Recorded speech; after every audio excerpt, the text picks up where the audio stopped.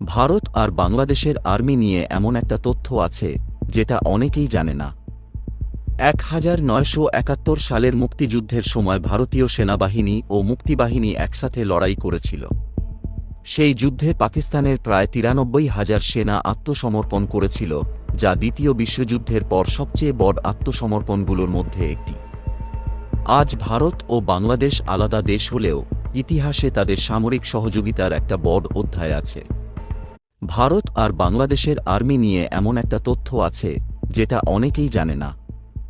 1971 সালের মুক্তিযুদ্ধের সময় ভারতীয় সেনাবাহিনী ও মুক্তিবাহিনী একসাথে লড়াই করেছিল।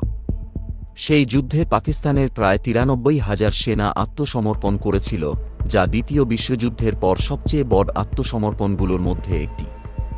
আজ ভারত ও বাংলাদেশ আলাদা দেশ হলেও ইতিহাসে তাদের সামরিক সহযোগিতার একটা বড় অধ্যায় আছে।